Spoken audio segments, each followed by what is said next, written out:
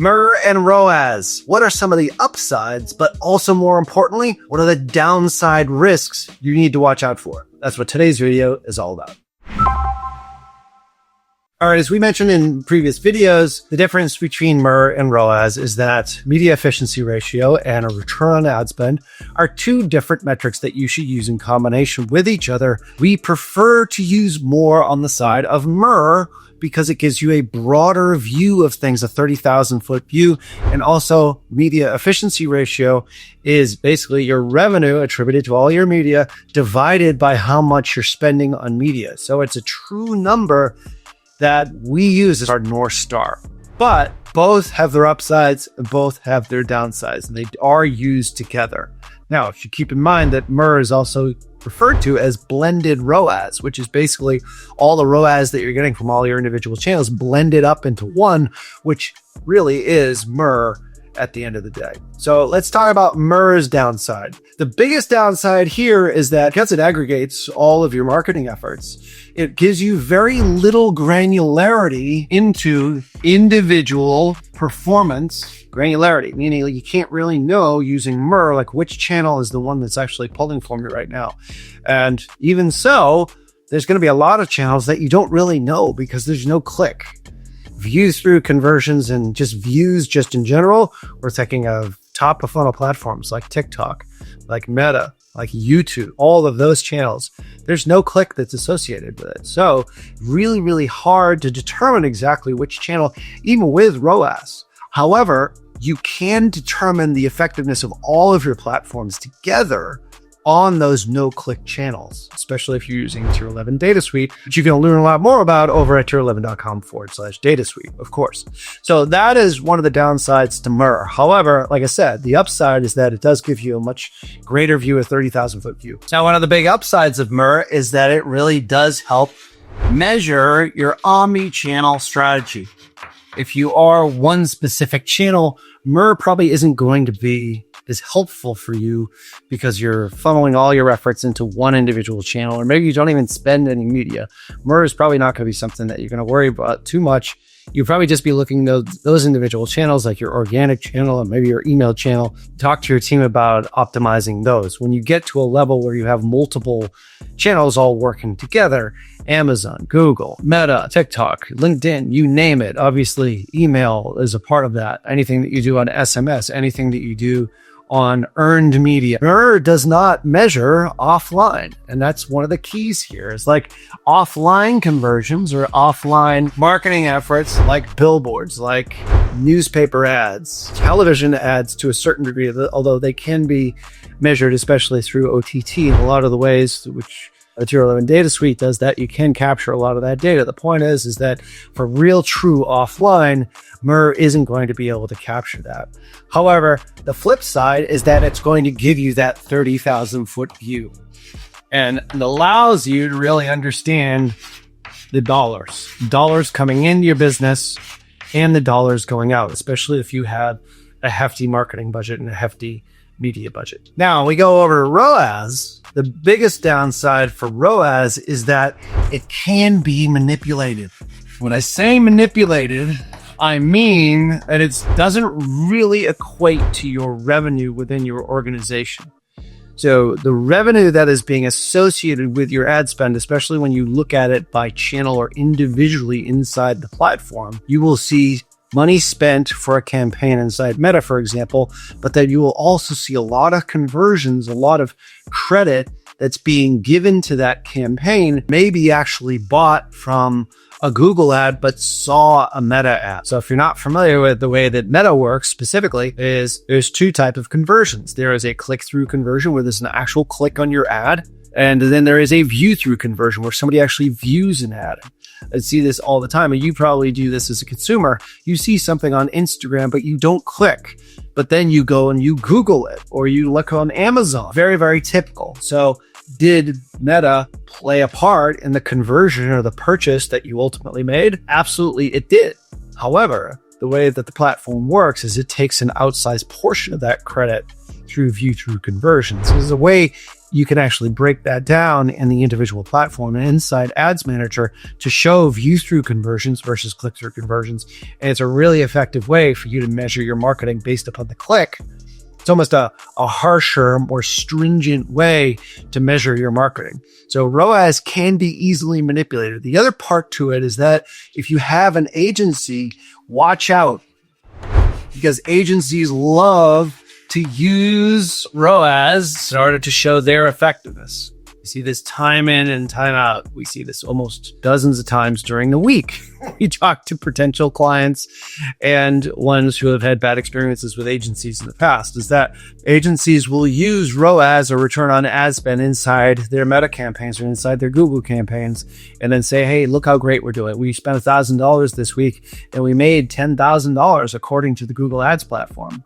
Well, they don't account for the fact that maybe the other agency is spending hundreds of thousands of dollars on Meta ads, and those Meta ads are creating awareness at top of funnel, and the Google agency is just getting the last click for a branded search or for some high value keyword search. We see it all the time. We're talking to a company that is in the teeth whitening space, and literally they were spending $10,000 per month on Meta ads, but $100,000 a month on Amazon ads. And the Amazon agency was saying how great it was doing, whereas the real effectiveness, the top of funnel awareness, where they understood and where they actually became aware of the brand itself and the product, which is a really good product, was on Meta.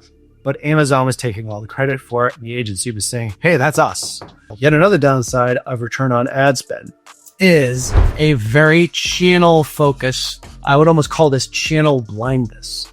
Is that something like the YouTube ad platform, which most cases there is not a click.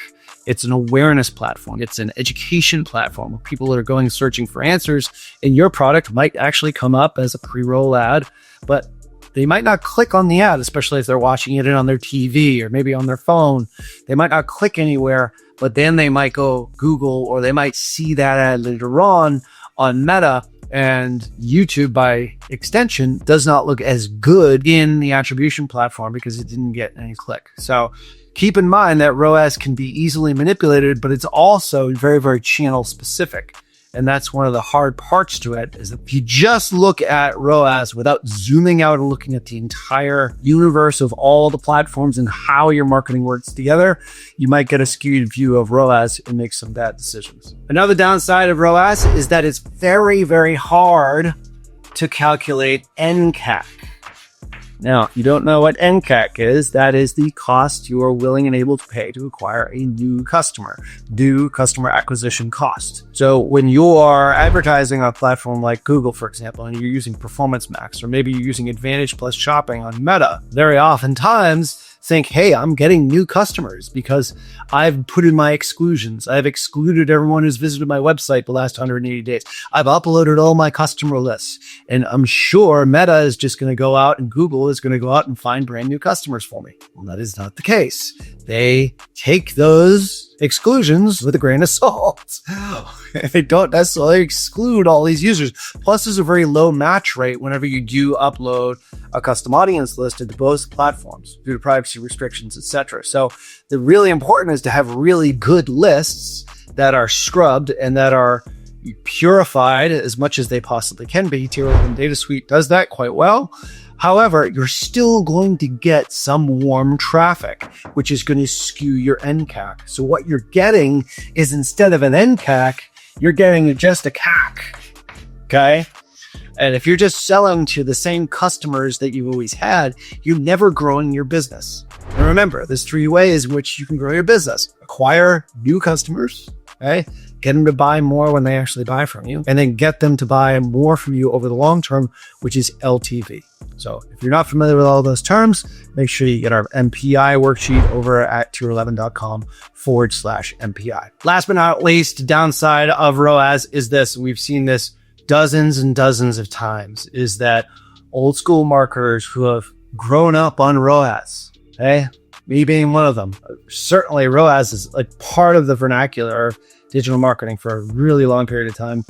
10, 15 years before we really got spoiled on these individual platforms where we could be very specific as to how they are bringing in money into your business. What oftentimes happens is that business leaders tend to fixate on ROAS.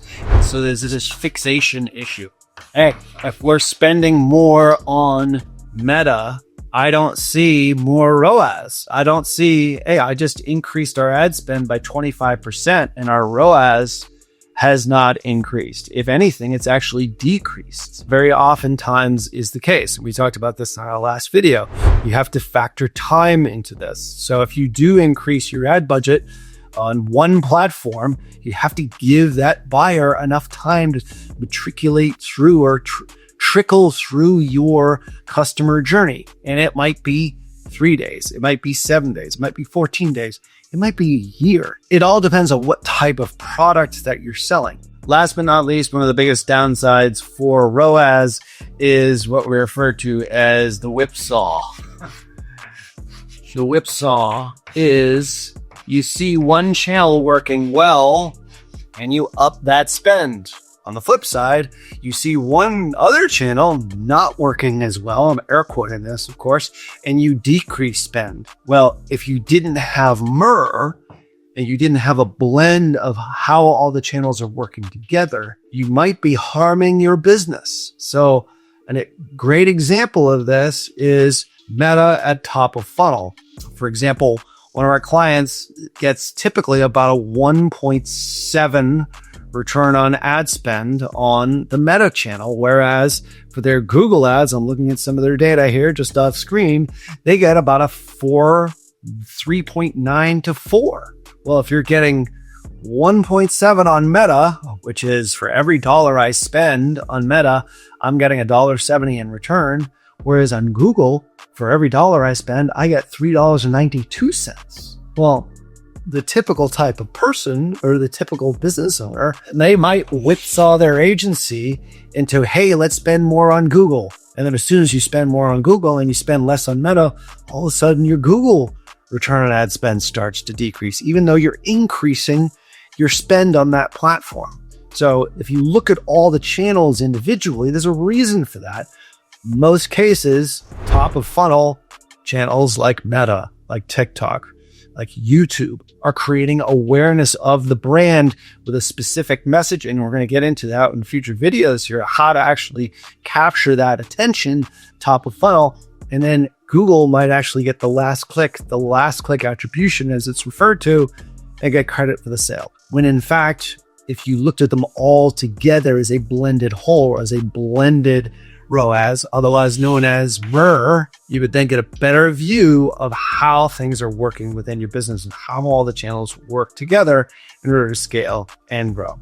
So hopefully you enjoyed this week's video. Make sure that you leave a comment, like, subscribe to the channel so that you don't miss any future videos where we talk about business metrics that matter and growth that scales. There is such a misperception in the marketplace right now about how all these metrics work together and how digital marketing works all within an entire ecosystem, not channel by channel by channel. That's old school thinking.